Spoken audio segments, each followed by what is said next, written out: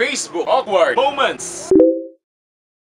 Yung awkward moment na nag-post ka ng status sa Facebook at may nag-like at comment. Tapos pag-check mo, ikaw lang din pala. Post, like, comment. Yung totoo, all by myself ang tema, brad.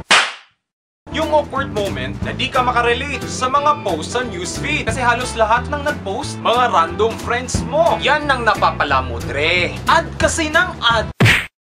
Yung awkward moment na ang dami mong notifications. Pero conversations thread lang pala. Kung ayaw mong sumabog ang notifications mo, i-unfollow na ang thread na yan.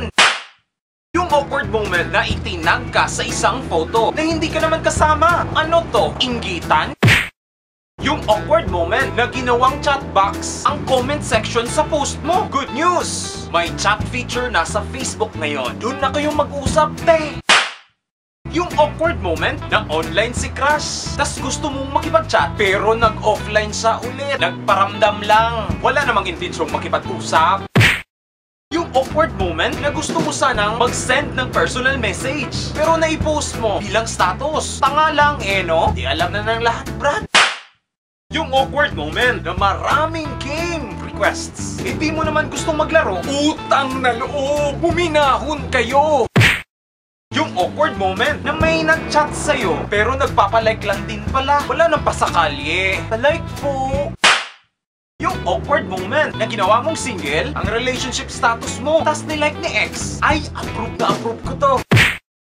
Yung awkward moment na may trending topic tas nag-post ka pero hindi ka naman pala makakonect. May ma-post lang, Dre. Ganun?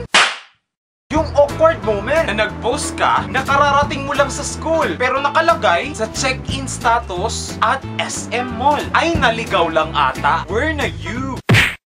Yung awkward moment na comment ka ng comment tas nire-replyan yung iba pero sa'yo hindi. Multo lang ata ako dito. Pansin-pansin din, Dre. Yung awkward moment na mura ka ng mura sa teacher o boss mo pero friends pala kayo at nag-comment sa post mo. Sino ba yan? Kastiguhin natin. Yung awkward moment na dinilit ng friend mo ang comments niya sa isang post tas natira na lang sa'yo. Parang baliw lang ata. Pre, nice talking to myself. Yung awkward moment na gusto mong merong mag-like sa post mo pero after 48 years, wala pa din nag-like. Like kayo! Please, like kayo!